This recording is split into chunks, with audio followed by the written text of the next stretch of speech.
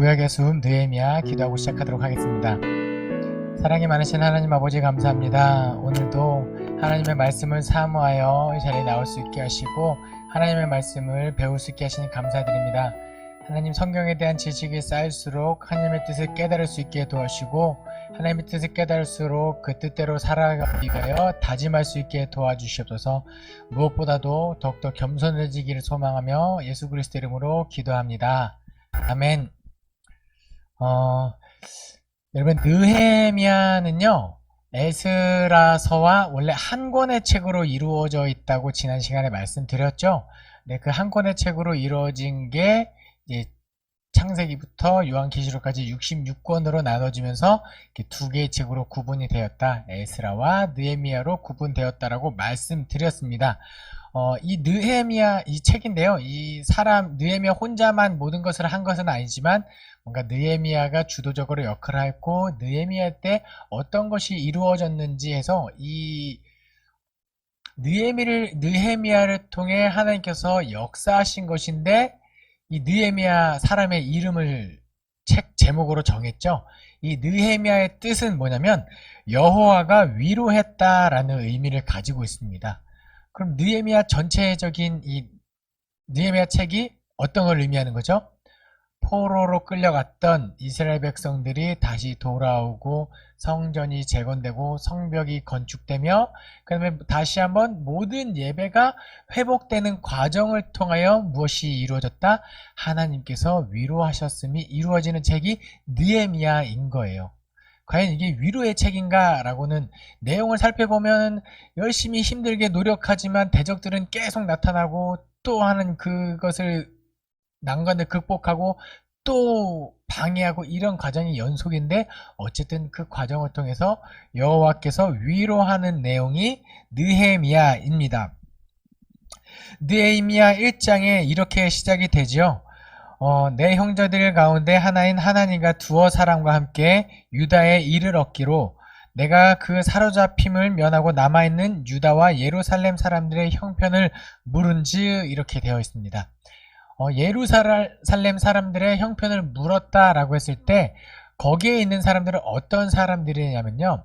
그 에스라서에서 돌아왔을 때 그 성전을 짓기로 했을 때 유다와 베냐민의 대적들 이렇게 말씀드린 적이 있었는데 돌아오기 전에 이미 남아있던 이방인들이 지금 느헤미야에서 이야기하는 것이 아니라 지금 에스라에서는 유다와 베냐민의 대적들 포로로 돌아오기 전에 남아있던 사람들이라면 느헤미야에서 나오는 그 남아있는 사람들은 어떤 사람들이냐면은 에스라에서 1차 포로 그 다음에 에스라와 더불어 2차 포로로 해서 미리 귀환한 사람들 그 사람들의 형편이 어떤가 물은 거죠. 느헤미야의 큰 관심사였던 것 같아요. 그래서 물었는데 하나님이 뭐라고 이야기하죠? 그들이 내게 이르되 사로잡힘을 면하고 남아있는 자들이 그 지방 거기에서 큰 환난을 당하고 능욕을 받으며 예루살렘 성은 허물어지고 성문은 불탔다 하는지라. 이방인이 아니라 실제 우리 민족 유다 사람들도 남아있던 사람들은 너무 어려움을 겪었고 그리고 그 이후에 포로로 귀환한 사람들도 너무 힘든 상황에 있습니다 라고 느헤미야 1장은 그렇게 시작되는 거예요. 느헤미야가 이 본국 나는 다른 곳에서 태어났거나 아니면 나이가 많은지는 모르겠어요. 어쨌든 근데 본국을 향한 그리스도인 아니 하나님의 백성이라는 정체성을 누구보다 더 명확하게 가지고 있던 느헤미야가 예루살렘을 관심에 두고 있었고 그것을 들었을 때 마음이 어땠다고요? 너무 슬펐다. 그리고 나서 느헤미야가 1장 4절부터 11절까지 하나님께 기도를 해요. 뭔가 민족을 향한 탄식하는 기도를 하는데요. 그 탄식의 기도를 함께 읽도록 하겠습니다. 내가 이 말을 듣고 앉아서 울고 수일 동안 슬퍼하며 하늘의 하나님 앞에 금식하며 기도하여 이르되 하늘의 하나님 여호와 크고 두려우신 하나님이여 주를 사랑하고 주의 계명을 지키는 자에게 언약을 지키시며 긍휼을 베푸시는 주여 간구하나이다. 이제 종이 주의 종들인 이스라엘 자손을 위하여 주야로 기도하오며 우리 이스라엘 자손이 주께 범죄한 죄들을 자복하오니 주는 귀를 기울이시며 눈을 여시사 종의 기도를 들으시옵소서. 나와 내 아버지의 집이 범죄하여 주를 향하여 크게 악을 행하여 주께서 주의 종 모세에게 명령하신 계명과 율례와 규례를 지키지 아니하였나이다. 옛적에 주께서 주의 종 모세에게 명령하여 이르시되 만일 너희가 범죄하면 내가 너희를 여러 나라 가운데 흩을 것이요 만일 내게로 돌아와 내 계명을 지켜 행하면 너희 쫓긴 자가 하늘 끝에 있을지라도 내가 거기서부터 그들을 모아 내 이름을 두려고 택한 곳에 돌아오게 하리라 하신 말씀을 이제 청하건대 기억하옵소서. 이들은 주께서 일찍이 큰 권능과 강한 손으로 구속하신 주의 종들이여 주의 백성이니이다. 주여 구하오니 귀를 기울이사 종의 기도와 주의 이름을 경외하기를 기뻐하는 종들의 기도를 들으시고 오늘 종이 형통하여 이 사람들 앞에서 은혜를 입게 하옵소서 하였나니 그때에 내가 왕의 술관원이 되었느니라. 아멘. 4절부터 11절 거의 한 중반부까지 어떤 이제 실제로 느헤미야의 기도거든요. 느헤미야가 그 예루살렘과 성전과 성문과 뭐 이런 그 처참한 상황을 소식을 듣고 실제로 가보진 않았지만 그것을 공감하고 느끼고 슬퍼하면서 하나님께 지금 중보기도 하고 있는 거거든요. 뭐를 위해서? 자신의 민족을 위해서 기도하고 있습니다. 그런데 이 기도를 잘 보면 느헤미야가 하나님한테 내 기도를 들어주십시오 라고 하면서 어디에 호소를 하느냐? 5절 말씀. 이르되 하늘의 하나님 여호와 크고 두려우신 하나님이여 주를 사랑하고 주의 계명을 지키는 자에게 언약을 지키시며 긍휼을 베푸시는 주여 간구하나이다. 아멘. 내가 하나님의 말씀을 따라 하나님의 계명을 지키며 그렇게 잘 살아가겠습니다. 그때 하나님께서 우리에게 하셨던 그 언약. 그 언약을 기억하시고 하나님께서 우리를 구원하신다는 그 약속을 창세기부터 주셨던 그 약속, 하나님 내가 잘할 테니까 그 약속을 기억하옵소서. 그 다음에 또 어디에 호소하는 거죠? 지키시며 긍휼을 베푸시는 자. 하나님의 이 헤세드거든요. 하나님의 그 사랑, 그 언약을 기억하시고 사랑의 하나님이시니 우리의 민족을 용서하시고 다시 회복시켜 주십시오라고 하면서 쭉 기도하는 겁니다. 그리고 실제로는 6절부터 10절까지 말씀은 어디에 근거하는 기도냐? 신명기 때 모세가 신명기에서 했던 말들. 너희가 만약에 여호와를 경외하면 복을 받고 여호와를 경외하지면 저주를 받을 것인데 그때 너희가 여호와를 경외했을 때 이렇게 할 것이다 라고 했던 과거에 이미 하나님과 맺었던 언약의 내용, 그 율법의 내용에 근거해서 하나님께 기도하고 있는 겁니다. 우리가 기도할 때 때 쓰는 기도도 하나님께서 가끔 들어주세요. 그쵸? 하나님께서 저도 우리 유경이가 저거 들어주면 안 되는데 아빠 이러면은 귀여워서 들어주고 싶다가도 아니야 이거 들어주면 안 돼. 그런데 아빠 이러면은 알았어 왜 뭔데 하면서 가게 되는. 근데 우리가 이렇게 기도할 수도 있어요. 기도할 수도 있는데 그것보다는 이왕이면 아버지의 마음을 기쁘게 할 수 있는.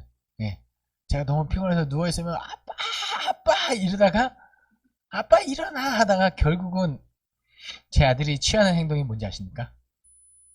이제는 소리 지르거나 떼쓰잖아요. 그냥 슥 다가와서 뽀뽀를 해줍니다. 그럼 뭐하지 못해 일어나는. 아버지의 마음을 기쁘게 하는 기도, 우리 그런 기도가 참 좋을 것 같아요. 나의 욕심보다는 그쵸, 하나님의 마음을 기쁘게. 하나님께서 기뻐하시는 게 뭐겠어요? 그 하나님의 뜻대로 살아가는 삶, 그 율법, 우리 마음에 심겨진 하나님의 본성, 그게 율법이라고 말씀드렸었거든요. 그 하나님의 마음대로 하나님의 뜻대로 우리가 살아갈 때 하나님께서 기뻐하시고 그때 우리가 하나님 이거 한번 들어주시겠습니까? 하면 그래 내가 들어줄게 라고 하시지 않을까, 저는 그런 생각이 듭니다. 11절 말씀에 그때 이런 기도를 했을 때 그 느헤미야가 어떤 사람이 되어 있었죠? 왕의 술관원이 되었더라. 왕의 술관원이 되었더라. 느헤미야의 위치는 어느 쯤이었을 것 같은가요? 술관원이었다라고 하면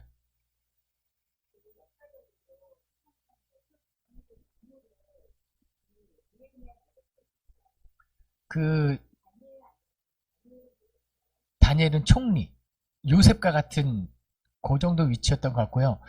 제 머릿속에 기억나는 그 술 관원은 요셉이 감옥에 갇혔을 때 복직됐던, 예,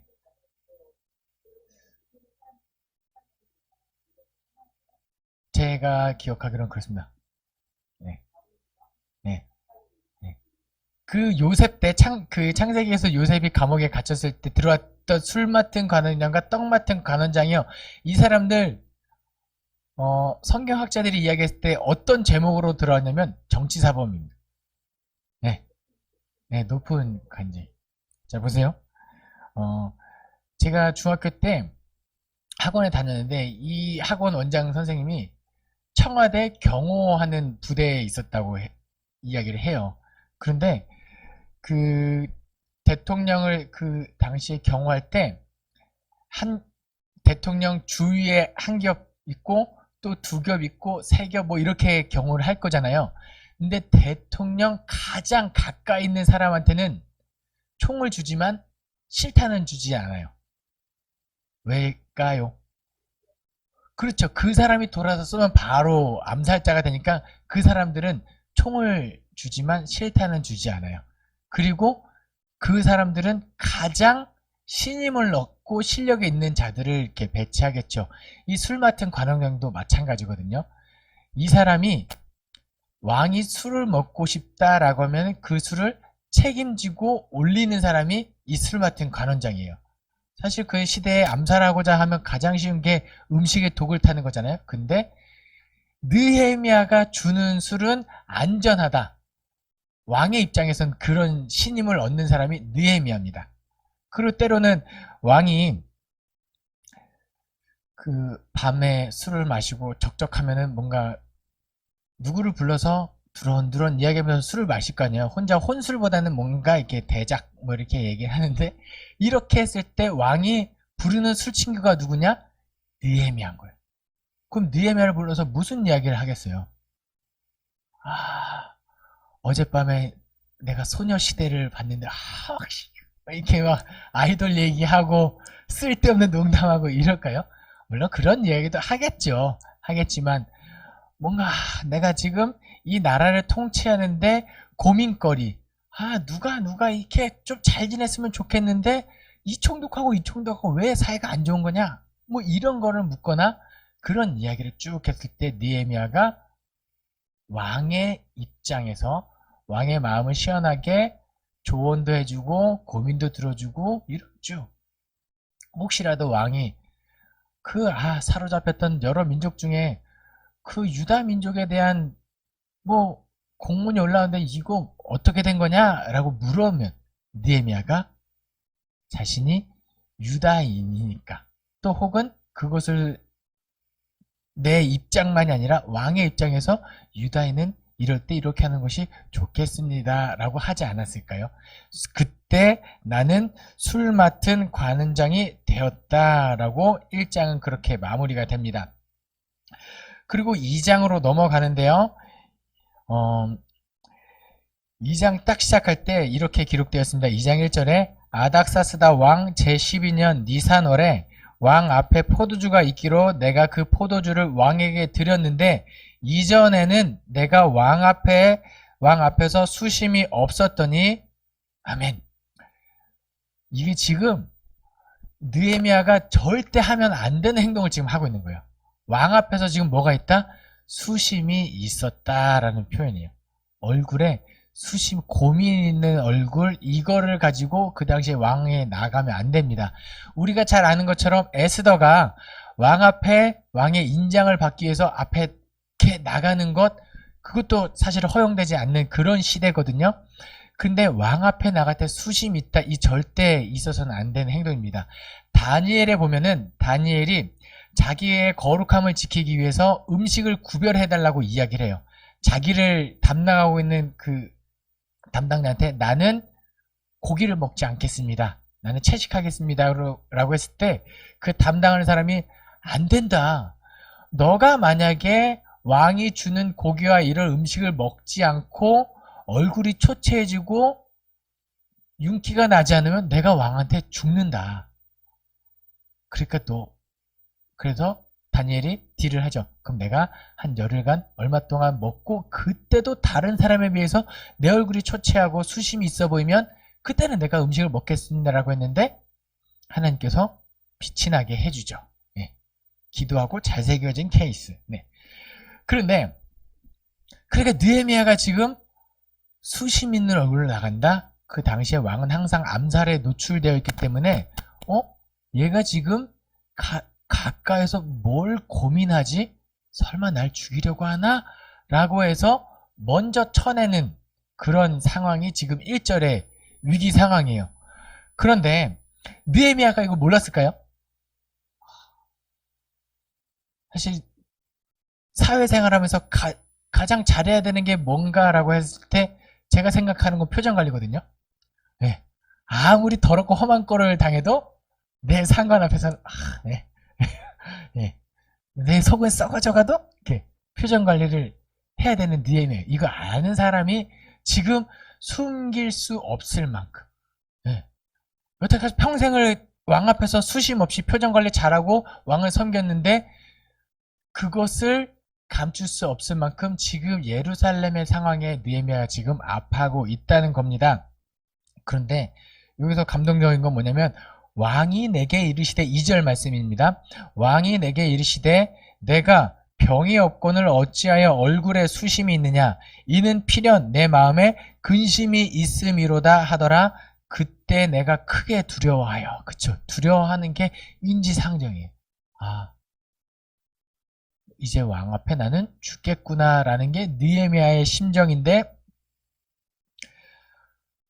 왕에게 이야기합니다. 솔직하게 쭉 3절 말씀이에요. 왕께 대답하되 왕은 만세수를 하옵소서. 내 조상들이 묘실이 있는 성읍이 이제까지 황폐하고 성문이 불탔사오니 내가 어찌 얼굴에 수심이 없사오리까 하니 왕이 내게 이르시되 그러면 내가 무엇을 원하느냐 하시기로 내가 곧 하늘에 하나님께 묵도하고 기도하고 이야기합니다. 왕에게 아르되 왕이 만일 좋게 여기시고 종이 왕의 목전에서 은혜를 얻었사오면 나를 유다 땅 나의 조상들의 묘실이 있는 성읍에 보내어 그 성을 건축하게 하옵소서 하였는데 아멘. 나를 내 얼굴에 수심이 있고 걱정하는 모습으로 왕이 나를 죽여도 나는 할 말이 없는데 왕이 묻습니다. 그럼 얼굴에 너는 분명히 병이 없는데 왜 얼굴에 수심이 가득하냐? 말해라. 이실직고 해라. 그때 두려운 마음을 이제 하나님 앞에 기도하고 솔직하게 이야기합니다. 왕이 내가 원하는 건 그게 아니잖아. 내가 원하는 답은 그게 아니잖아 하고 바로 숙청할 수도 있는데 다 듣죠. 네. 평소에 느헤미야가 얼마나 잘했는지가 드러나는 본문이에요. 왕 입장에서도 하면은 안 되는 행동이지만 잃고 싶지 않은 사람인 거죠. 내가 곁에서 두고 술친구로 아니면은 나의 고민을 들어주는 상담가로서 뭔가 계속해서 곁에 두고 싶은 사람이에요. 종교는 다를지라도 이렇게 되는 겁니다. 그러면서 쭉 이야기를 나를 유다 땅에 보내주셔서 나로 하여금 하나님의 성전을 건축하게 해주십시오 라고 이야기하는데 사실 여기서 가장 감동 2장에서 아니 어쩌면 저에게 있어서 느헤미야 전체에서 가장 감동적인 장면은 6절 말씀입니다.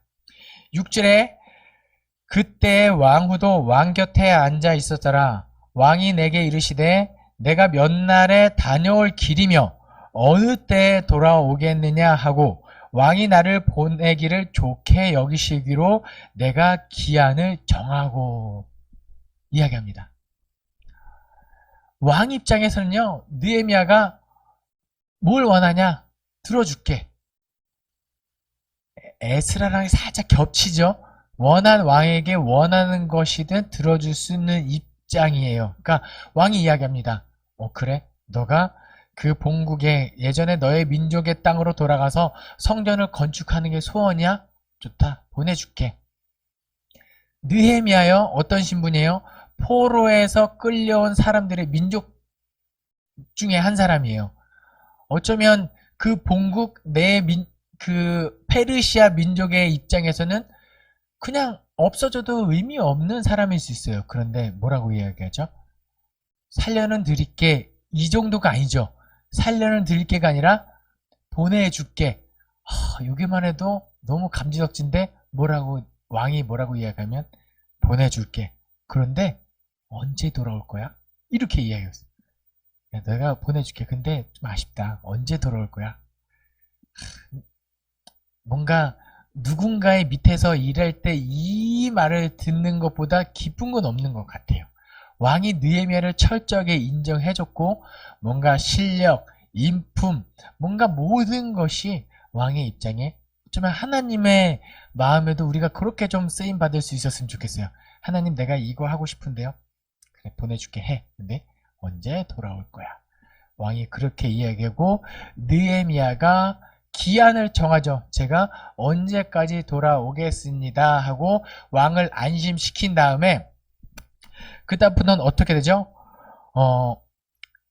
왕이 모든 것을 다 결제를 해줘요. 이제 그 페르시아 본국에서 예루살렘까지 가는데 중간중간에 통행로가 있을 거예요. 그럴 때 왕의 허락이 없이는 이렇게 여기저기 옮겨 다닐 수가 없는데 그거 다 프리패스할 수 있게 공문을 써줍니다. 그리고 너희가 가서 성전을 짓는데 필요한 물건들을 누군가에게 조달받아야 할 건데 거기 있는 누군가에게 조달받을 수 있도록 그것도 다 써주죠. 그리고 쭉쭉쭉쭉 하고 이제 돌아갑니다. 그런데 왕이 이 정도까지 해주면 하나님께서 원하시는 일이고 왕이 허락한 일이면 앞으로 탄탄대로 형통한 일만 남아야 하는데 10절 말씀에 호론 사람 산발락과 종이었던 암몬 사람 도비아가 이스라엘 자손을 흥황하게 하려는 사람이 왔다함을 듣고 심히 근심하였더라. 아멘. 가니까 어떤 또 방해 공작이 있죠. 거기에 이미 남아있던 사람들, 그 땅에서 떵떵거리고 있던 사람은 힘이 있던 사람들, 유다인은 아니지만 성전을 함께 짓고 싶어 했던 그 에스라의 대적들, 스룹바벨과 예수와의 대적들 같은 사람이 계속 남아있는 거예요. 네. 계속해서 위기는 연속이라는 거죠. 여기 하나, 느헤미야가 귀환할 때 왕이 뭘 또 이렇게 조서도 써주는데 어떤 것을 대주냐면 호위병들을 붙여줍니다. 너가 이거 갈 때 돌아가는 길이 1500km 된다고, 그 정도 된다고 말씀드렸어요. 지금 느헤미야가 페르시아 본국에 있는지 아니면은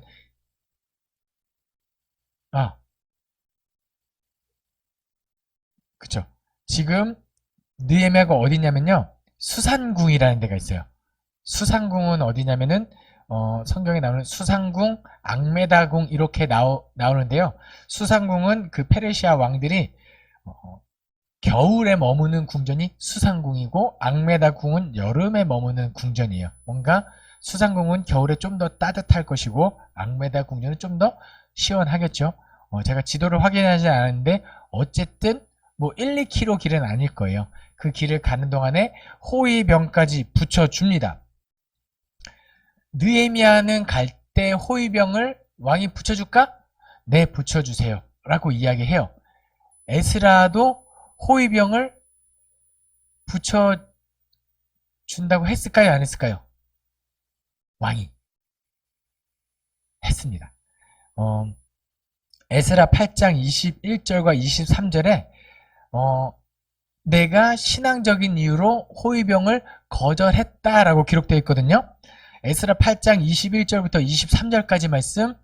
그때 내가 아하와 강가에서 금식을 선포하고 우리 하나님 앞에서 스스로 겸비하여 우리와 우리 어린아이와 모든 소유를 위하여 평탄한 길을 그에게 간구하였으니 이는 우리가 전에 왕에게 아뢰기를 우리 하나님의 손은 자기를 찾는 모든 자에게 선을 베푸시고 자기를 배반하는 모든 자에게는 권능과 진노를 내리신다 하였으므로 길에서 적군을 막고 우리를 도울 보병과 마병을 왕에게 구하기를 부끄러워하였습니다.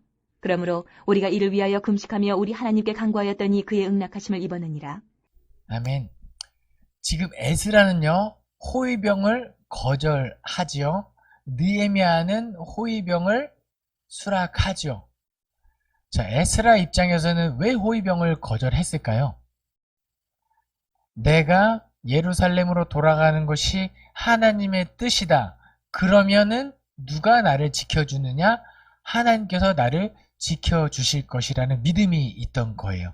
마치 이스라엘 백성들이 여호수아가 이스라엘 백성들을 이끌고 요단강을 건너 길갈에 이르렀을 때 거기서 할례를 행하죠. 할례를 행할 때는 요단강 동편에서 안전한 땅에서 해야 되는데 굳이 넘어와서 할례를 행한 이유는 하나님께서 우리를 지켜주실 거라는 그 믿음, 그 확신이 있었기 때문에 넘어와서 할례를 행합니다. 에스라 입장에서는 그런 믿음이 있어서 호위병을 거절해요. 느헤미야는요? 아니에요. 호위병을 수락해요. 자, 그럼 여기서 문제. 에스라와 느헤미야 둘 중에 하나님에 대한 믿음이 더 깊고 선명한 사람은 누구일까요?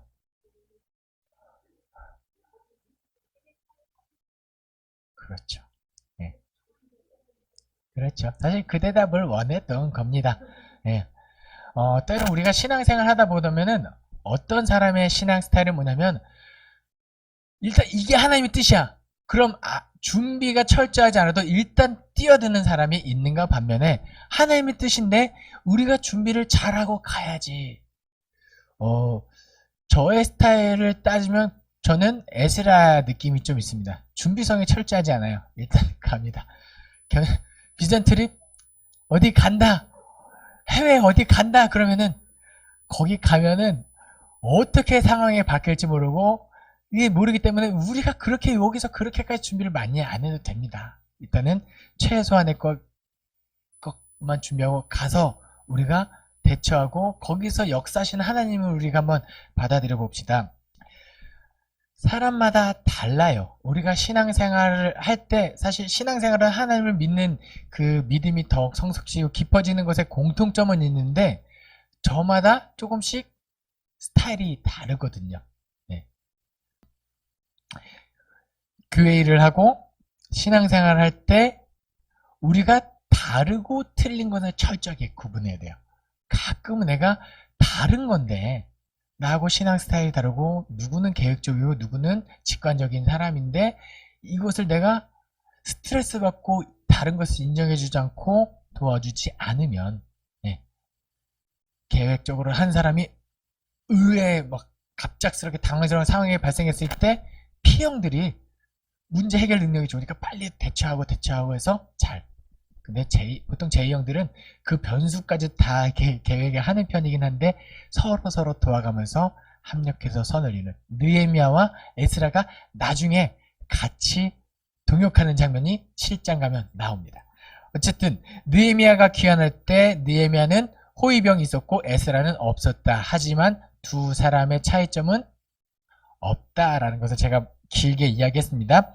그리고 돌아왔을 때 19절, 20절에 2장 19, 20절입니다. 호로 사람 산발랏의 종이었던 암몬 사람 도비아와 아라비아 사람 게셈이 이 말을 듣고 우리를 업신여기고 우리를 비웃어 이르되 너희가 하는 일이 무엇이냐 너희가 왕을 배반하고자 하느냐 하기로 내가 그들에게 대답하여 이르되 하늘의 하나님이 우리를 형통하게 하시리니 그들의 종들인 우리가 일어나 건축하려니와 오직 너희에게는 예루살렘에서 아무 기업도 없고 권리도 없고 기억되는 바도 없다 하였느니라. 아멘.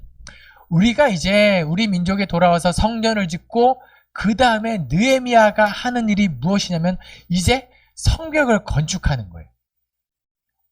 그렇게 되면은 그 지역에 유지로 있었던 산발랏과 도비와 게셈 이런 사람들은 어쩌면 자신의 영향력이 축소될 수도 있고 그러니까 위협하죠. 너희가 지금 성벽을 짓는다고? 성벽의 의미가 뭐였죠? 그 1차 포로기한 때 와서 성전을 짓는데 이것을 방해하려고 공문을 보낼 때 어떤 거짓말을 치죠? 지금 그쵸? 성곽을 쌓고 있는다. 그러면 왕이 세금 걷는데도 어려울 것이고 이들이 배반했을 때 나중에 쳐들어오면 점령하기도 어려울 것입니다. 라는 그 맥락 이야기를 똑같이 하죠. 그런데 느헤미야 어떤 사람이라고요? 준비성이 철저한 사람. 이미 왕에게 돌아가면 내가 성전도 짓고 성벽도 지을 것임이라는 것을 계획을 다 브리핑하고 왔을 거예요. 첫째 날에 뭐하고 둘째 날에 뭐하고 한 52일 걸리거든요. 이 모든 공사를 완공하는데 그런 것을 쭉 이야기하고 허락받고 돌아왔을 것이다. 그리고 이 대적들에게 뭐라고 이야기하냐면 하늘의 하나님의 뜻이 이런 우리를 형통하게 하시리니 너 입 다물고 조용히 있어라 라고 하고 대적자들에게 이야기합니다. 그리고 이제 이 3장에서부터는 성벽을 쭉 건축하는데 어떤 명단이 나오냐면 담당자들을 선정해요. 너는 이거 하고 너는 이거 하고 뭐 이것저것 해라라는 그 장면이 나오고 있죠. 이제 성벽의 의미를 한번 생각해 볼게요. 왜 느헤미야가 성벽을 건축하려고 했을까요? 성전은 하나님께서 머무시는 곳의 의미가 있잖아요. 그러면 성벽은 외적의 침입을 막는 것, 그것도 있지만 그게 인간의 눈으로 봤을 때 첫 번째 목적이지만 더 중요한 건 뭐냐면 이제 하나님의 성전에 성벽을 침으로 이방인들이 들어오지 못하고 뭔가 왜 다른 신들이 들어오지 못하게 하는 그것을 막는, 뭘 위한 거냐면 거룩함을 지키기 위한 의미가 있어요. 그럼 우리가 신앙생활할 때도 하나님께서 머무시는 곳이 우리 몸이 거룩한 성전이라면 그 성전을 지키기 위한 성벽을 쌓아야겠지요. 그것이 무엇이냐? 경건생활입니다.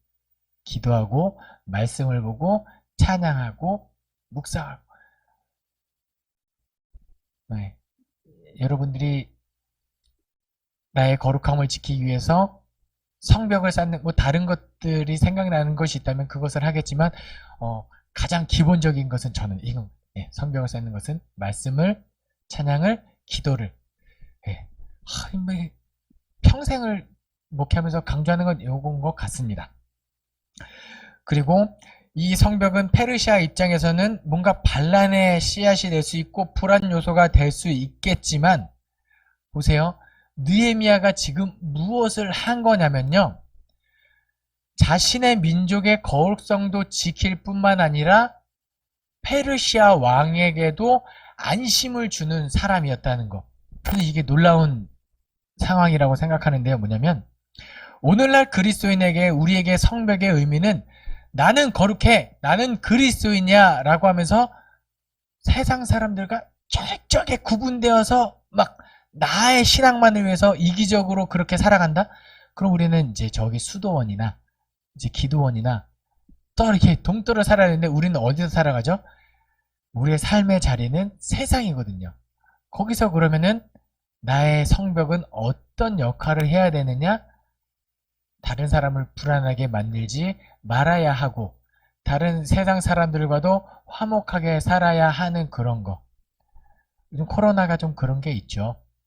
나의 신앙을 지키기 위해서 우리는 예배할 거야, 모일 거야.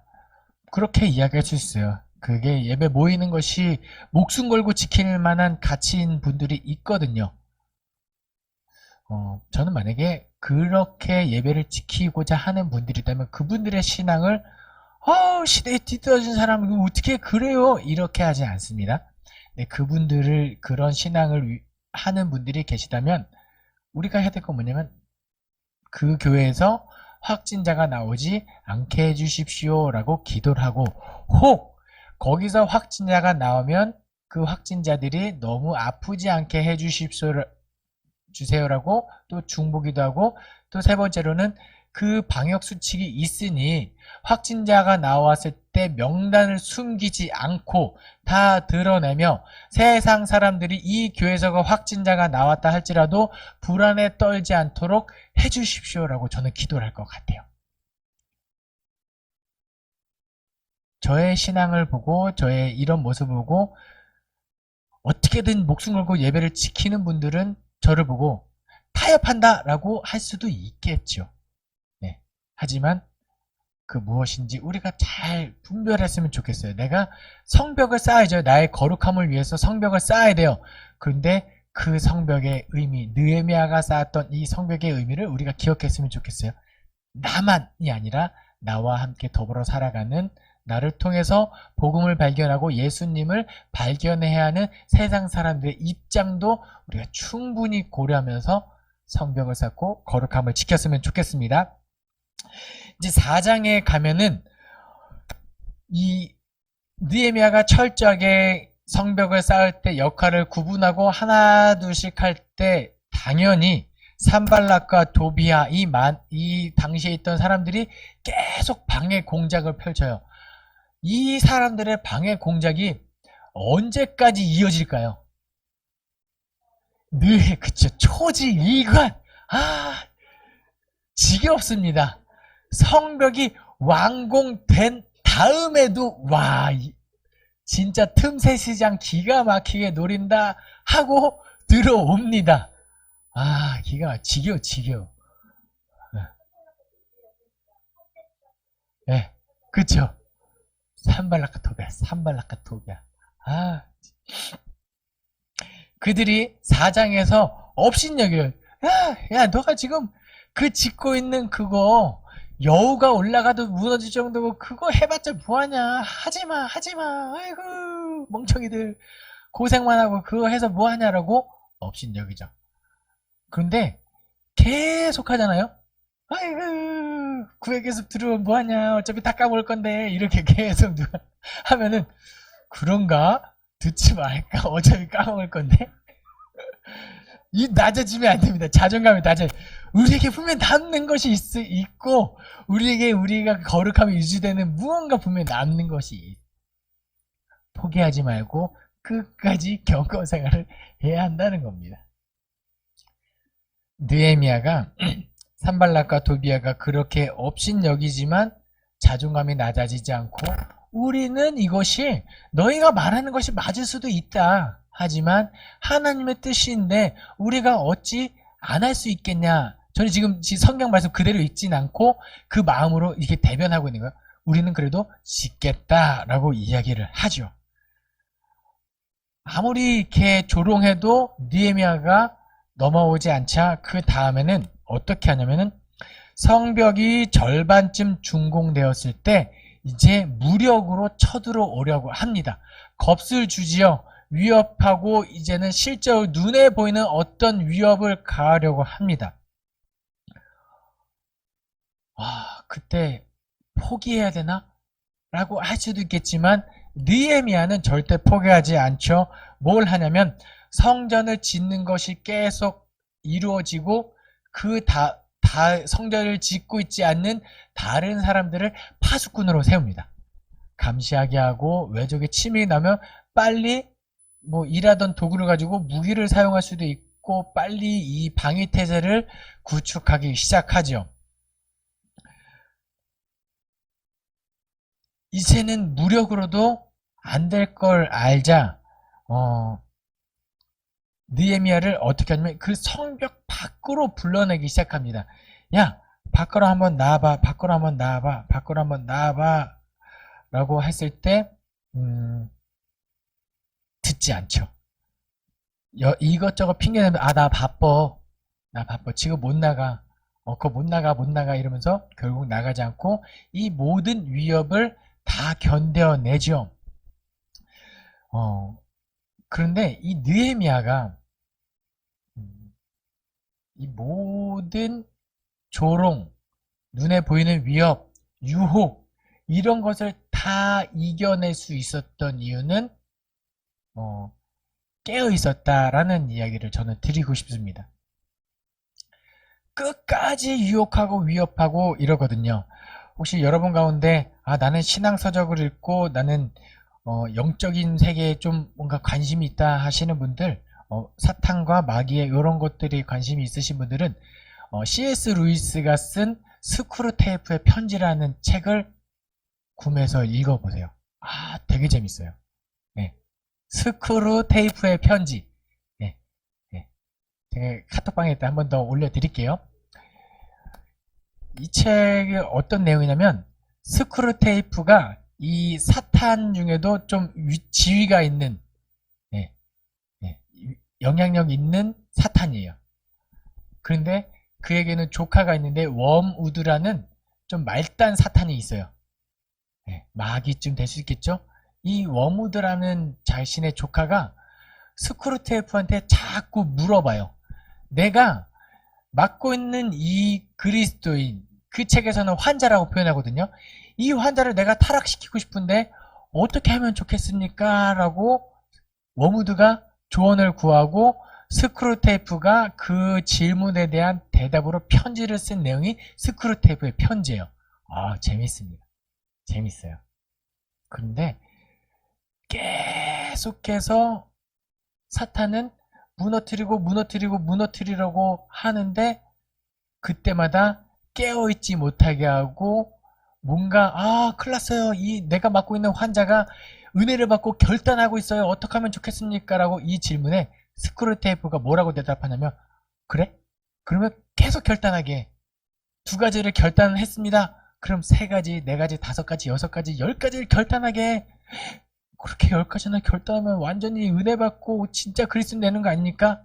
아니야. 너가 인간을 잘 몰라서 그러는데 사람은 10가지를 결단했다가 1가지를 실천하지 못하면 나머지 10가지 했던 나머지 9가지가 도미노처럼 무너져서 그 사람을 결국 실족하게 해.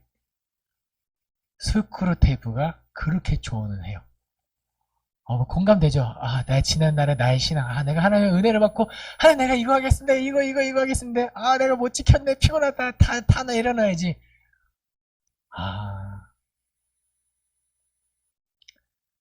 그런데 느헤미야는 지금 어떻다?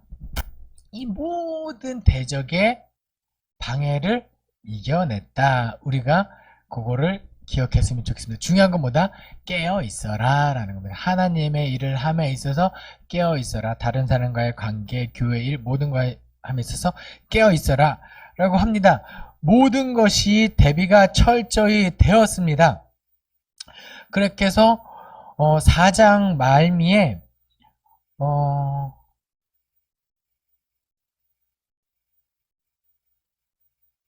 잠시만요. 4장 말미에 이제 모든 문제가 해결된 것 같아요. 해결된 것 같은데 5장에서 계속 산발랏 도비아 외부의 적에 이것만 막 신경 쓰고 있었는데 진짜 큰 문제는 내부에서 골마 터지고 있는 거예요.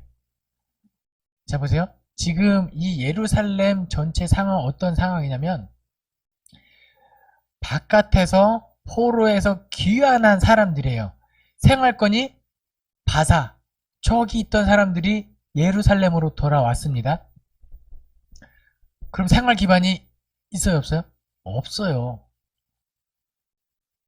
그래도 하나님을 믿는 믿음으로 예루살렘 성전을 건축하고 돌아와서 이제 다시 회복하려고 왔는데 아이고 먹고 살 게 너무 힘든데 누가 도와줘야 되죠? 기존에 그 예루살렘의 땅에 남아있던 우리 민족의 어떤 사람들이 도와줘야죠. 나중에 사도행전에서는 그게 예루살렘에서 서로 자기 것을 통용하고 떡을 떼며 이게 그렇게 나오는 겁니다. 나중에 또 기회가 되면 말씀드릴게요. 그런데 외부에서 돌아와서 먹고 살 게 없으니 내 자식이라도 뭘 먹이려면 어떻게 해야 되죠? 고리 대금을 써서 돈을 빌리고 양식을 꾸고 해야 돼요. 근데 그걸 꾸어준 사람들이 누구냐? 우리 민족 사람들인 거예요. 제가 너무 돈이 없어서 집사님 500원만 빌려주세요. 초코바 하나만 사 먹게요. 목사님 제가 빌려드려야죠. 사주지는 못하겠고요. 제가 빌려드려야 돼요. 나중에 10,000원으로 갚으세요. 근데 내가 지금 초코바를 안 먹으면 죽게 생겼는데 일단은 빌려서 초코바를 사 먹어야죠. 그쵸? 그러면 500원이 없었는데 10,000원을 갚을 방법이 있습니까? 없어요. 그러면 집사님 제가 10,000원 얻고 아이패드라도 가져가세요. 그래서 내 필수품 그걸 하나하나 넘기다 보면 노예가 되는 거예요. 힘들게 노예 생활, 포로의 생활을 겪다가 온 사람, 아니면 조금이라도 윤택해 살만한 모든 것을 포기하고 내 땅 고국으로 돌아왔는데 이 사람들을 다시 노예로 만든 사람이 누구냐? 우리 민족 사람인 거예요. 느헤미야가 이 소식을 듣고 화가 많이 나죠. 그리고 5장 8절에 이렇게 이야기합니다. 그들에게 이르기를 우리는 이방 손에 팔린 우리 형제 유다 사람들을 우리의 힘을 다하여 도로 찾았거늘 너희는 너희 형제를 팔고자 하느냐?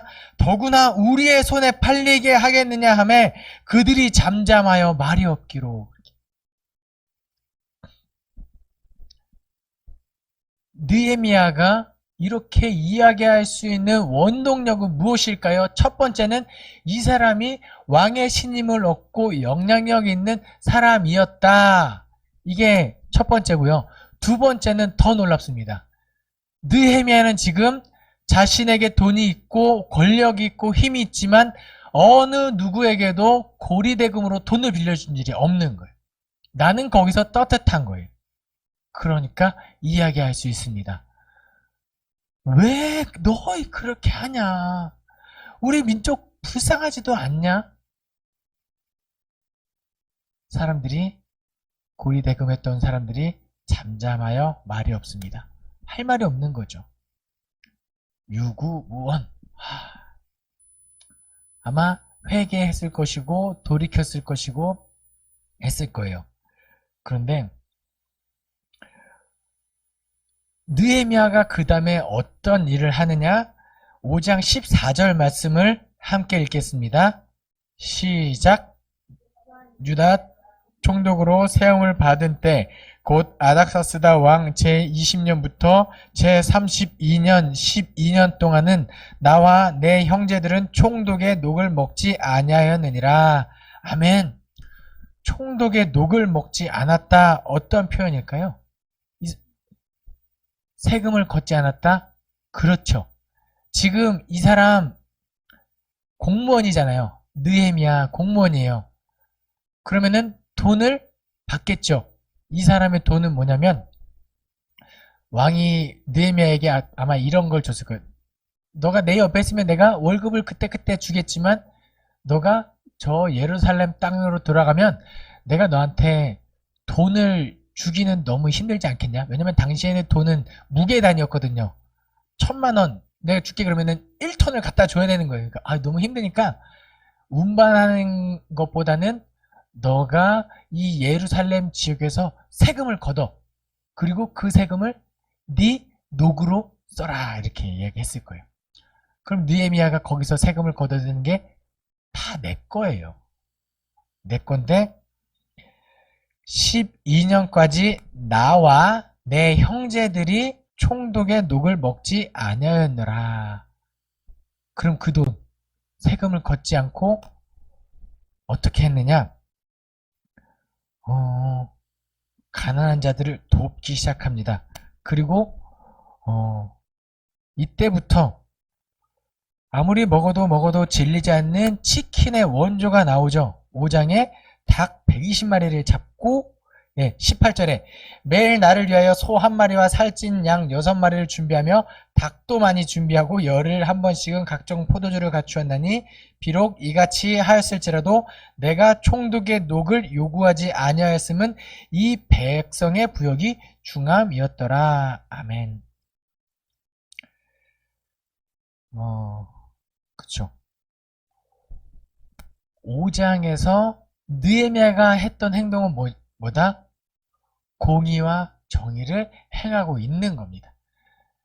영향력 있는 사람들에게 야, 너 어떻게 우리 손에 사람들 우리 동족을 팔리게 하겠느냐? 하지 마라. 이것도 했죠. 영향력 있는 사람들을 권면하고 실제적으로 자신이 본을 모여서 12년 동안 자기 것을 다 나눠주면서 지금 무엇을 하고 있는 거예요? 하나님의 공의와 정의를 실천하고 있는 거예요. 나눠주고 소외되고 어두운 자 굶어 죽고 있는 사람들에게 내 것을 지금 나눠주고 있다라는 겁니다. 그 모습을 우리가 잘 기억했으면 좋겠습니다.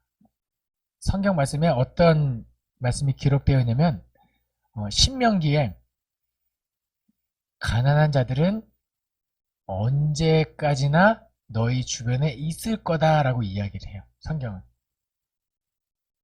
없는데요?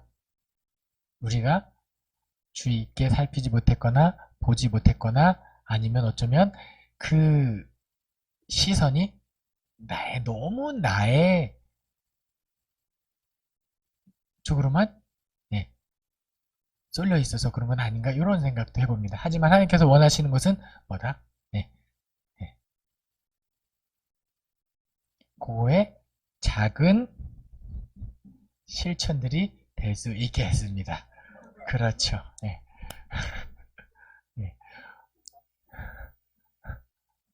작은 실천이죠. 나 혼자만을 위하면 이것보다 목사님 저는 그냥 커피 스타벅스에서 비싼 거 나 혼자 한 잔 먹으면 되죠? 할 수 있죠. 하지만 이런 작은 실천들 하나님께서 언제나 막 과한 거 나의 전 재산을 요구하고 그런 분 아니시거든요. 우리의 마음에 서로 윤택할 수 있는 그런 나눌 수 있는 그 여유로운 마음이 우리 가운데 꼭 남아 있었으면 좋겠습니다. 6장에서 계속되는 대적들의 음모와 성벽이 완공된다. 와, 산발락과 도비야 집요하다 집요해. 사람들을 보내면서 계속 보내고 이 사람들이 뭐까지 하냐면 예언자까지 포섭해요. 그리고 예언자가 느헤미야한테 가서 이야기하죠. 지금 여기 성전에 계속 있으면 위험합니다. 하나님께서 나에게 말씀하셨는데 여기 있으면 위험합니다. 벗어나십시오. 어떻게 해야 될까요? 제가 여러분에게 이렇게 예언하면 집사님, 권사님 오늘 점심은 금식하셔야 될 것 같습니다.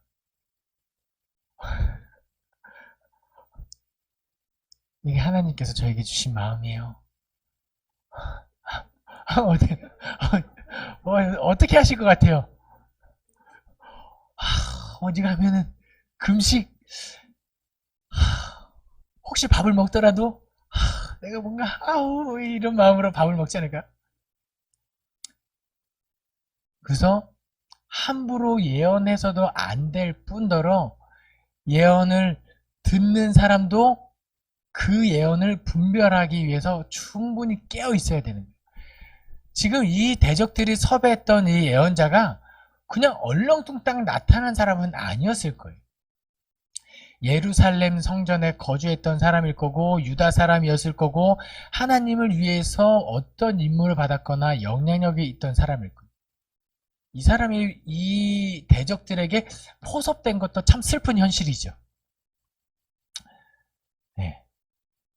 목회자가 그러면 안 되는 것뿐만 아니라 그 하나님의 말씀을 이야기하는 사람의 그 이 거룩함 너무 중요한데 그 사람이 이야기했을 때 그것을 분별하는 것도 너무 중요한데 느헤미야는 거기에 넘어가지 않지요.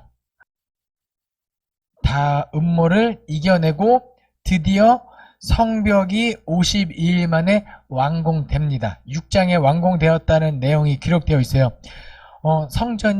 성벽이 완공되고 마치 성전이 완공되었을 때 낙헌제를 드리고 성전 봉헌을 했던 것처럼 성벽을 위한 봉헌식을 합니다. 하나님께 예배하는 거죠. 무엇을 예배했을까요? 하나님, 우리가 이 모든 공사를 무사히 마칠 수 있게 해주셔서 감사합니다. 잊지 않는 것이 이 모든 것이 하나님의 은혜였습니다. 라는 것을 하고 성벽이 완공됩니다. 6장에 완공되면 이제 성벽까지 완공되면 해피엔딩으로 끝나야 되는데 여전히 계속해서 문제는 남아있는데 이제 외적의 팀보다는 내부의 문제가 계속해서 골마 터지는데 나중에 그것은 11장에 나누도록 하겠습니다.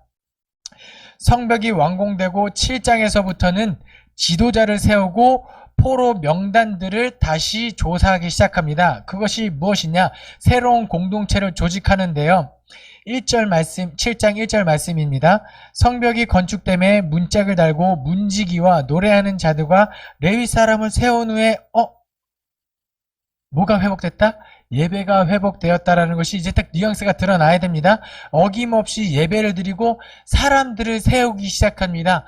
성벽이 세워졌고 그 예루살렘 성벽 안쪽에 누가 거주할 수 있을까? 그 조직들을 이제 하나둘씩 세워 나가야 되는 건데요. 2절 말씀에 어떤 사람들이 예루살렘에 남느냐? 내 아우 하나니와 영문에 관한 하나냐가 함께 예루살렘을 다스리게 하였는데 하나냐는 충성스러운 사람이요 하나님을 경외하는 무리 중에 뛰어난 자라. 아멘. 세 가지 조건을 이야기합니다. 충성을 이야기하고, 두 번째 하나님을 경외하는 사람을 이야기하고, 세 번째 무리 중에 뛰어난 사람을 이야기합니다. 이런 사람들이 지도자가 되는 거예요. 능력이 있어야 되고 충성스러워야 되고 하나님을 두려워하는 사람들이어야 합니다. 이런 사람들이 예루살렘에 머물러라 라고 이야기해요. 이렇게 되면 이거 좀 이게 예루살렘에 이런 사람들 머문다고 나도 머물고 싶은데 이런 마음이 좀 들 수도 있어요. 그쵸? 나도 예루살렘에 머물고 싶지 네, 그러고 싶은데 할 수 있죠. 근데 예루살렘에 어떤 사람이 머문다? 그 지도자, 영향력 있는 이 사람들이 먼저 머물었다라고 이야기합니다. 그리고 3절부터 4절 말씀을 같이 읽어볼게요. 시작. 내가 그들에게 이르기를 해가 높이 뜨기 전에는 예루살렘 성문을 열지 말고 아직 파수할 때 곧 문을 닫고 빗장을 지르며 또 예루살렘 주민이 각각 자기를 지키는 곳에서 파수하되 자기 집 맞은편을 지키게 하라 하였노니 그 성읍은 광대하고 그 주민은 적으며 가옥은 미처 건축하지 못하였음이니라. 아멘. 성벽이 건축되어서 이제는 여기가 금싸라기 땅이다 이게 아니에요. 여전히 그 성전이 있고 했지만 그 이스라엘 전역에서 가장 치안이 안 좋은 곳이 어디다? 성전인 거예요. 제사는 재물이 모일 수도 있고 뭔가 하나님을 위하여 뭔 것들이 재물이 모이고 물자가 모일 때 뭔가 도둑들이 있으면은 예루살렘으로 가지 않을까요? 그렇게 여전히 산발락과 도비아는 밖에 있고 그들의 영향이 있고 위협이 있고 했을 때 누가 남을 거냐 했을 때 우리가 공사할 때는 같이 했지만 저기 나보고 살라고요 했을 때 다른 사람이 살았으면 좋겠다 이런 마음이 들 수 있는. 왜요? 위험하니까. 그냥 저 밖에서 평화롭게 사람들이 오지 않고 도적이 찾기도 힘든 곳에서 목축업하고 그냥 나의 삶을 그냥 낮에는 내 일하고 밤에는 편안하게 자고 싶은 게 사람의 심리인데 예루살렘으로 들어가면 뭐까지 해야 돼요? 파수꾼의 역할까지 해야 되는. 그러니까 지금 예루살렘 성전이 지어지고 성벽이 완공됐다고 거기가 안락하고 평안하고 네, 그런 것이 아닌 거예요. 근데 거기 누가 머물러라? 능력 있고 충성을 하고 하나님을 경외하는 자, 힘이 있다고? 지도자라고? 그럼 먼저 들어가. 노블리스 오블리주. 이거 되는 거예요. 그리고 3절 4절 말씀에 누구를 이주시킬까라고 쭉 이제 예루살렘의 치안이 부족하니까 이거를 누구를 이주시켜 이게 고민이거든요. 느헤미야 입장에서는 누구를 예루살렘에 누구를 남기지? 김영숙 권사님이 예루살렘에 남아주시겠어요? 최은원 권사님 남아주시.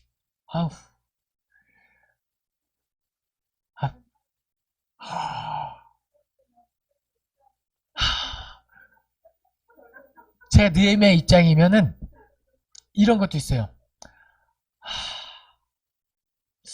우리 권사님한테 이야기하면 해줄 것 같은데 너무 해줄 것 같으니까 아유, 말 못하겠다. 이런 부분도 느헤미야에게 있을 거거든요. 아, 이거 얘기면 이것도 해줄 거고, 저거 하면 저것도 얘기해주고. 그러면 누굴 남길 것인가? 11장에 알려드리도록 하겠습니다. 그리고 7장에 어떤 포로 귀환 명단, 그 에스라 몇 장이죠? 7장, 8장인가 그때 포로 귀환 명단이 나오는데 그 명단이 여기 또 나옵니다. 그리고 인구 조사를 하죠. 왜요? 우리 이 예루살렘을 지킬 만한 사람들을 뽑아야 되는데 누가 있는지를 알아야 되잖아요. 그것을 위하여 인구 조사를 합니다. 인구 조사 했을 때 물어보면 인구 조사 하면은 긍정적인 느낌이 먼저 들으세요? 아니면 부정적인 느낌이 먼저 들으세요?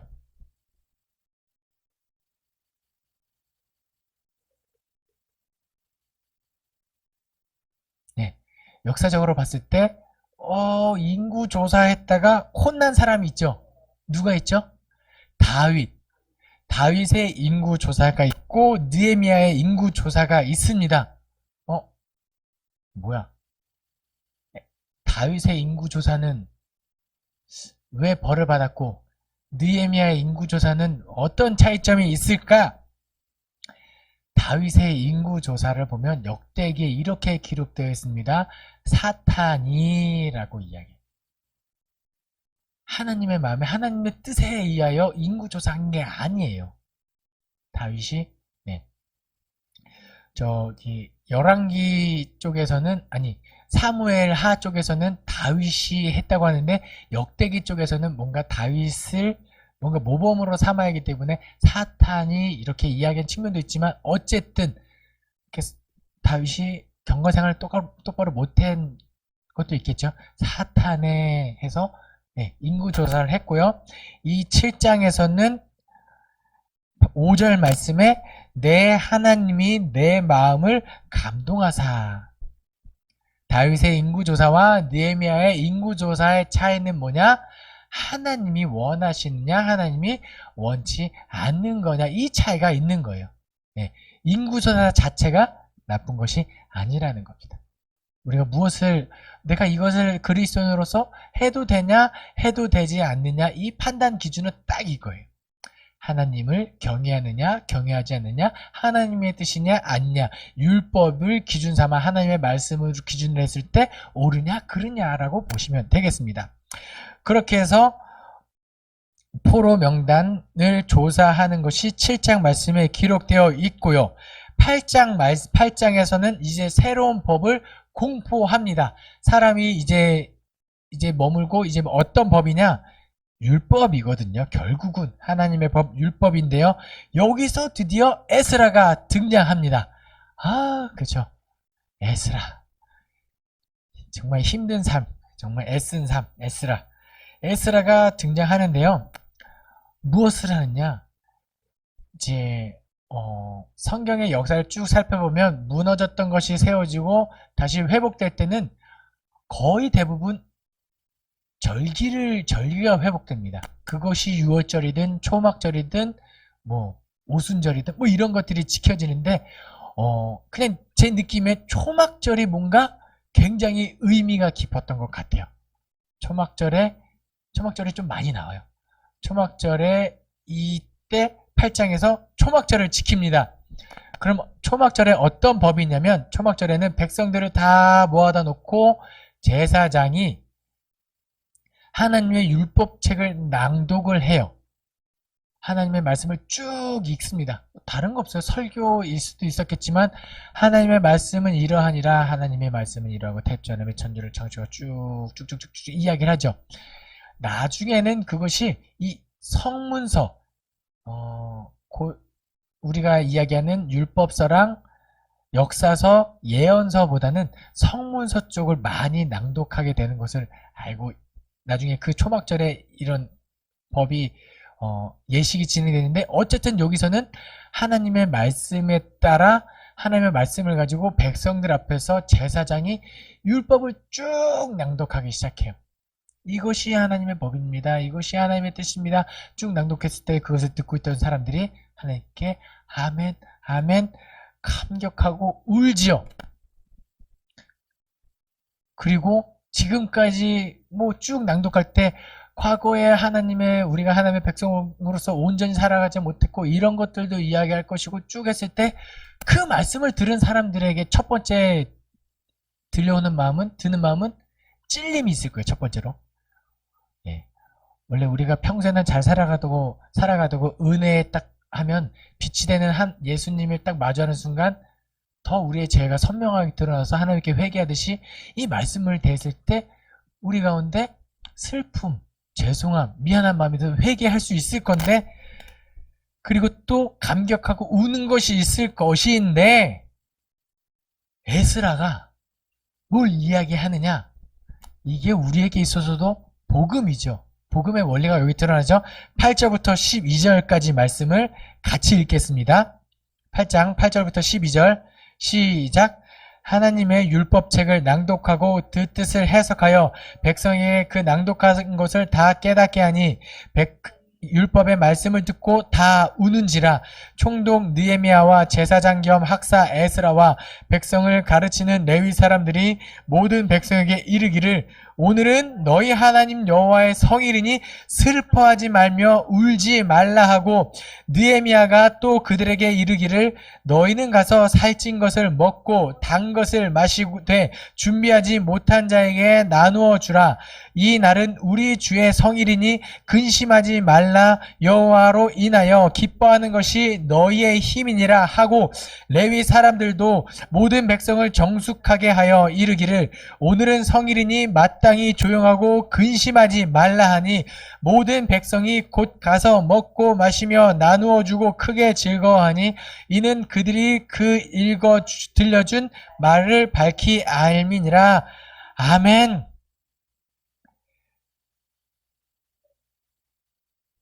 우리 가운데 슬플 수 있어요. 죄가 드러났을 때 회개해요. 그 마음이 드는 것이 인지상정이거든요. 그런데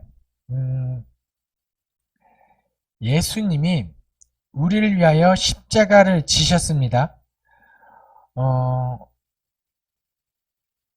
제가 하나 또 성경 말씀을 찾고요. 네.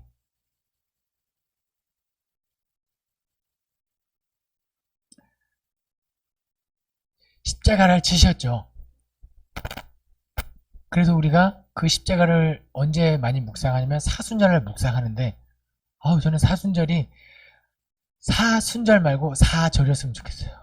40일 동안 그 예수님의 고난을 묵상하고 막 마음이 슬프고 그렇거든요. 또 너무 죄스럽고, 네.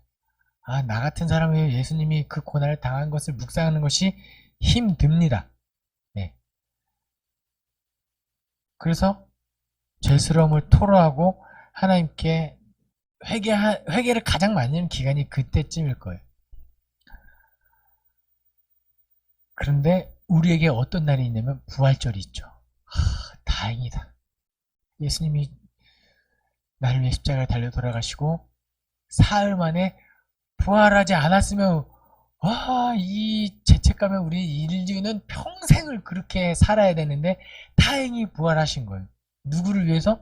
예수님이 부활하신 건 어쩌면 우리 때문일 수 있어요. 베드로전서에 우리에게 산 소망이 있게 하기 위해 예수님이 부활했다라고 기록하고 있거든요. 다행인 거죠.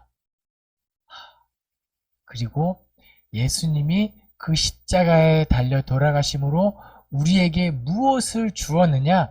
로마서 6장, 7장, 8장에 5장, 6장, 7장에 우리 인간을 죽음으로부터 자유하게 하셨음.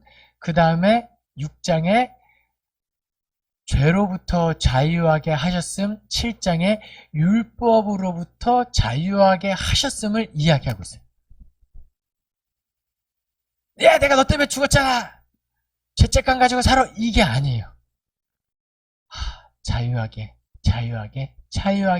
하셨구나라는 것을 사도 바울이 로마서에 그렇게 쓰고요.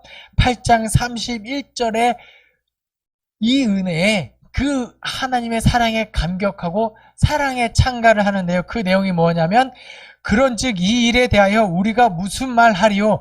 만일 하나님이 우리를 위하시면 누가 우리를 대적하리요? 자기 아들을 아끼지 아니하시고 우리 모든 사람을 위하여 내주신 이가 어찌 그 아들과 함께 모든 것을 우리에게 주시지 않겠느냐? 누가 능히 택하신 자들을 고발하리요? 의롭다 하신 이는 하나님이시니 누가 정죄하리요? 죽으실 뿐 아니라 다시 살아나신 이는 그리스도 예수시니 그는 하나님 우리 편에 계신 자요 우리를 위하여 간구하시는 자신이라. 누가 우리를 그리스도 사랑에서 끊으리요? 환난이나 공고나 박해나 기근이나 적신이나 위협이나 칼이랴. 기록된 바 우리가 종일 주를 위하여 죽임을 당하게 되며 도살당할 양같이 여김을 받았나이다 함과 같으니라.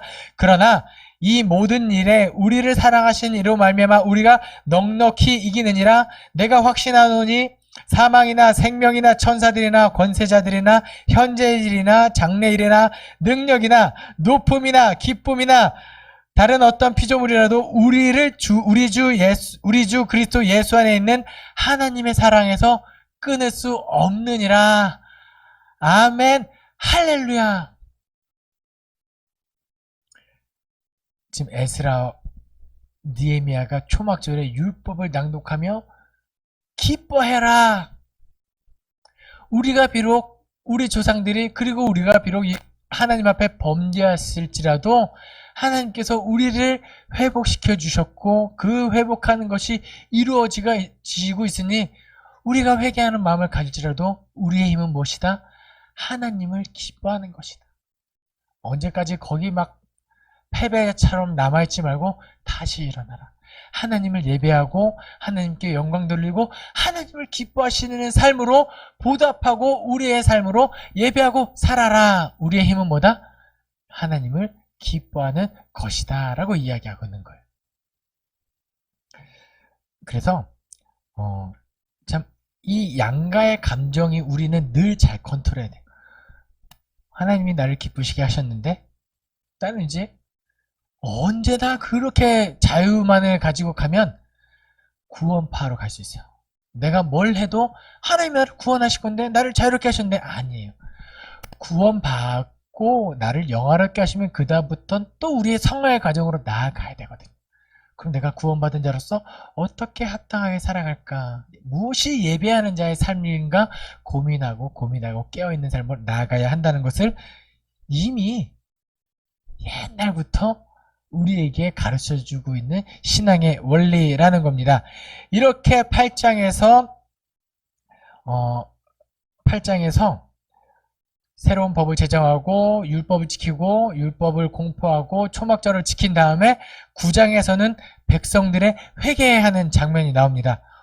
에스라 9장에서도 회개하는 장면이 나왔는데 느헤미야 9장에서도 회개하는 장면이 나오는데요. 지난번에도 회개의 원리를 한번 말씀드렸잖아요. 회개의 원리라기보다는 그 말하기를 나의 하나님이여 내가 부끄럽고 낯이 뜨거워서 감히 나의 하나님을 향하여 얼굴을 들지 못하오니 이 구절을 말씀드렸었죠. 근데 9장에서도 회개의 원리를 이야기하는데요. 9장 7절부터 8절에는 이렇게 얘기해요. 언약을 언급합니다. 하나님께서 나를 구원하시겠다 약속하셨잖아요 라고 하나님의 언약을 하나님도 기억하고 어쩌면 하나님은 기억하시는데 내가 그 하나님의 언약을 기억합니다. 나를 구원하소서라고 먼저 기도하시면 됩니다. 두 번째로는 임마누엘 하나님을 기억하시면 되는데요. 9절부터 10절까지 말씀이시죠. 우리 조상 애굽에서 탈출했을 때 그때 광야에서 함께 하셨던 하나님 지금도 나와 함께 하옵소서. 임마누엘 하나님을 기억하시면 됩니다. 언약을 언급하고 언약을 기억하고 임마누엘을 언급하십니다. 나와 함께 하옵소서 라고 기도하지만 궁극적으로 우리가 해야 할 기도는 뭐냐면 하나님 나와 함께 하소서가 아니에요. 하나님은 언제나 나와 함께 하세요. 그러니까 우리가 해야 되는 기도는 하나님이 나와 함께 하듯이 나도 하나님과 함께 하겠습니다라고 다짐하는 기도를 하시면 됩니다. 세 번째로는 17절 말씀입니다. 거역하며 주께 그들 가운데 행하신 기사를 기억하시고 목을 굳게 하시어 패역하여 스스로 한 우두 머리를 세우고 종되었던 땅으로 돌아가고자 하였나이다. 그러나 주께서는 용서하시는 하나님이시라 은혜로우시며 긍휼히 여기시며 더디하시며 인자가 풍부하심으로 그들을 버리지 아니하셨느니라. 은혜롭고 자비롭고 노하기를 더디하시고 긍휼이 많으신 하나님, 그 헤세드, 하나님의 사랑에 그 하나님의 바짓가랑이를 붙드는 거예요. 그렇게 나를 용서하옵소서. 이렇게 회개하시면 하나님께서 바짓가랑에 붙잡은 우리를 저리가 하기보다는 하나님이 안아주시지 않을까, 저는 그런 생각을. 그렇게 하나님께 회개하면 되겠습니다. 하나님 구원하신다고 약속하시잖아요. 빨리! 구원도 부족해요. 10원 주세요. 10원. 이런 태도는 알죠? 올바르지 않은 태도인 거죠. 거저 주셨지만 당연히 받는 것이 아니라는 거 기억하는 게 제일 중요한 것 같습니다. 10장에서는 언약에 참여한 자들의 명단이 쭉 나오죠. 그렇습니다. 하나님의 백성으로서 올바로 살아가겠습니다. 저도 동의합니다. 그 언약에 내가 동의합니다라고 명단이 나오는데 그 명단에 우리의 이름도 있었으면 좋겠습니다. 11장에 어떤 이야기가 나오느냐, 아까 개봉목도 궁금하다고 했잖아요. 누구를 예루살렘에 남길 것인가, 그 성벽에 누구를 남길 것인가. 첫 번째는 지도자들입니다. 영향력 있고 힘 있는 자들, 너희들이 먼저 들어가라. 들여보내죠. 이 산지를 내게 주소서라고 고백했던 그 갈렙의 심령인 거예요. 힘 있는 사람들이 먼저 자처하고 갈 수 있는 거죠. 첫 번째가 지도자예요. 두 번째는 누구냐? 2절 말씀에 자원하는 자들이라고 이야기해요. 자, 다음 주 커피는 누가 사시겠습니까? 내가 누구를 지목해야 될지 모르겠습니다. 얼마나 힘들겠어요, 제가. 그런데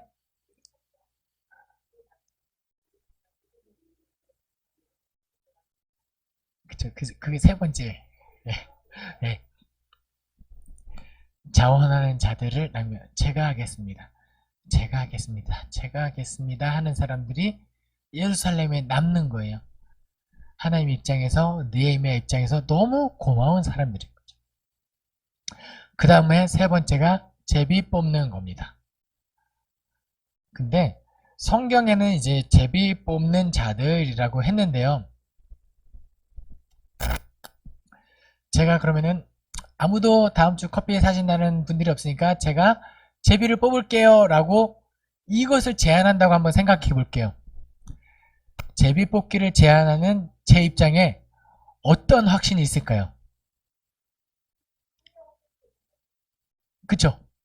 한 명 꼭 된다는 보장과, 두 번째로 이 분들은 제비에 내 이름이 나왔을 때 흔쾌히 커피를 사올 분들이라는 공동체에 대한 확신이 있는 거예요.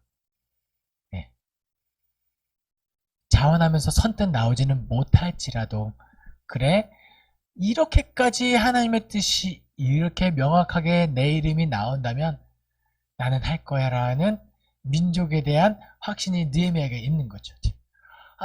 나 아니에요. 제비 뽑았지만 나 말고, 진짜 왜 하필 내 이름이에요.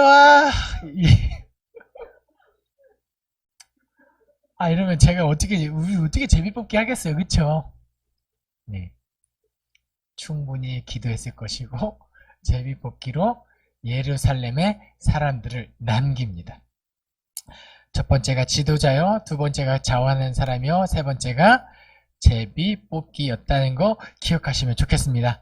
12장에 드디어 그래서 예루살렘에 누가 거주할 것인가, 예루살렘에 거주하는 사람들의 명단이 나오고 성벽을 봉헌하고 제사장과 레위인들의 몫을 딱 이야기합니다. 이제 레위인과 제사장들의 몫을 이야기했다는 것은 그들의 삶을 윤택하게 했다는 것이 아니에요. 이것이 의미하는 것은 뭐냐면요, 제사장들은 무엇으로 삶을 이렇게 연명하는 사람들이냐면 재물로 먹고 살 것을 걱정하는 사람들이에요. 그러니까 제사장들이 좀 먹고 살만했다? 예배를 드리고 있었다라는 거예요. 그러니까 율법에 너희들이 가난한 자를 도와주어라, 고아와 과부와 나그네와 레위인들을 돌봐주어라 라고 했을 때 레위인의 이름이 들어가 있었다는 것은 굉장히 치욕스러워. 예배를 드려야 되는데 안 드리니까. 그럼 제사장들이 레위인들이 굶어 죽으니까 야 법으로라도 예배 드려! 그래 겨우겨우 예배를 겨우겨우 드려서 제물이 나가는데 제사장들의 몫을 다시 한번 일러주고 그렇게 너희가 예배를 해라. 예배에 대한 것들이 규정들이 하나둘씩 세워지고 있는 것이라는 거죠. 그리고 13장에 이제 느헤미야에 나오는 마지막 방해 공작 이 산발락과 도비아가 여기도 나와요. 목사님 얘네들 성벽 밖에 있어야 되는 거 아니에요? 맞아요. 그런데 느헤미야가 이 예루살렘에 돌아올 때 그 아닥사스다 왕에게 뭘 약속하죠? 내가 돌아갈 기한을 정하겠습니다. 라고 이야기하고 돌아가죠. 지금 느헤미야가 부재한 상황입니다. 그때 산발락과 도비아가 더 이상 외부에서 위협이 들어오지 못하는 것을 알고 내부로 야금야금 틈새 시장을 공략하는 거예요. 제사장 엘리야십을 섭외합니다. 그리고 뭔가 예루살렘 성전에 있는 어디 부분에 내가 거주할 땅을 주십시오 라고 해서 도비아가 그 땅을 얻게 되죠. 들어오면 안 되는 사람인데 어떻게 들어와요? 그 방법은 모르겠어요. 저도 나와 있지 않으니까. 산발랏은 어떻게 들어올까요? 그 제사장 엘리야십의 사위가 돼요. 그리고 나서 들어옵니다. 그런데 에스라에서도 그렇고 느헤미야에서도 그렇고 이방인과 혼인하지 마라 라고 거룩함을 이렇게 종교개혁을 하면서 혼인했던 사람 다 쫓아내는데 그것을 또 느헤미야가 없는 틈을 타서 산발랏은 엘리야십의 사이가 됩니다. 그런 사람들의 입장에서 너 어떻게 들었어? 저요? 제사장 사위죠. 아 그래?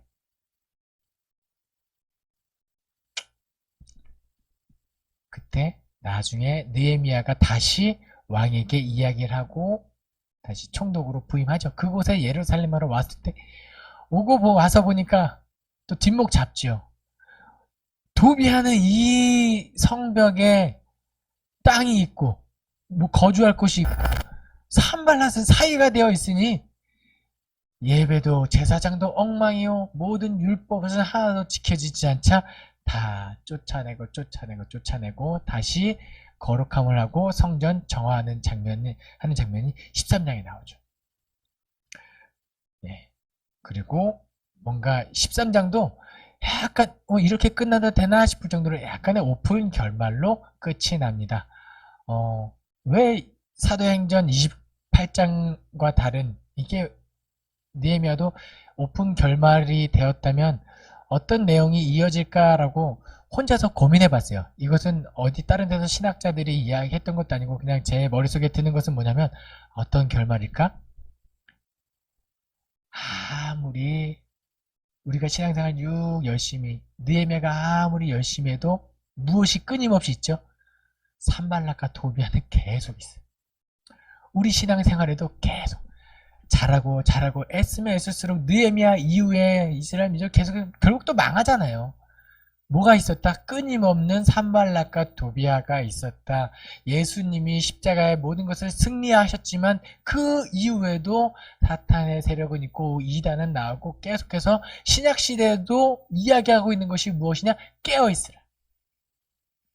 그래서 느헤미야까지 해서 오픈 결말로 맺는 이유는 어쩌면 우리에게 잘 살아라. 돌아와서 회복하고 예배도 회복하고 힘이 있을수록 공의와 정의를 이끌고 잘 살아라. 그리고 뭐다? 깨어있으라는 것을 우리에게 일깨워주고 있는 건 아닌지 이 생각이 듭니다. 느헤미야 1장부터 13장까지 구절을 많이 읽진 않았지만 이제 대충 이제 1장부터 13장까지 내용이 들어오시죠. 네. 그러면은 성경 통독을 언제 할 때 가장 좋을까요? 오늘, 그렇죠. 오늘, 내일, 모레 중에. 왜요? 안 그러면 점점 희미해지는 이 느헤미야, 산발락과 도비아가 누구였지? 예. 착한 사람이었나? 말이면 우리는 그래요. 그래서 가급적이면 오늘, 내일, 모레 빨리. 예. 또 아니면 까먹었다면 다시 한번 제가 유튜브에 강의를 또 잘 편집해서 저도 빨리 올리도록 하겠습니다. 그게 한 번 더 들으시면 좋을 것 같습니다. 네, 너무나도 또 즐겁고 의미있고 은혜스러운 시간이었던 것 같습니다. 네, 기도하고 마치겠습니다. 사랑이 많으신 하나님 아버지 감사합니다. 오늘도 느헤미야를 공부할 수 있게 도와주시고 느헤미야를 공부하며 하나님의 뜻을 깨달을 수 있게 하시니 감사드립니다. 하나님의 뜻을 깨달을수록 주님 앞에 무릎 꿇을 수 있게 도와주시고 더욱더 겸손할 수 있게 도와주시옵소서. 하나님의 뜻을 깨달음으로 우리의 예배가 회복되어질 수 있게 도와주시고 우리 예배자로서의 삶이 회복될 수 있게 도와주시옵소서. 겸손하게 더욱더 주님께 가까이 나아가는 예배자들 되게 도와주시옵소서. 감사드리며 예수 그리스도의 이름으로 기도합니다. 아멘.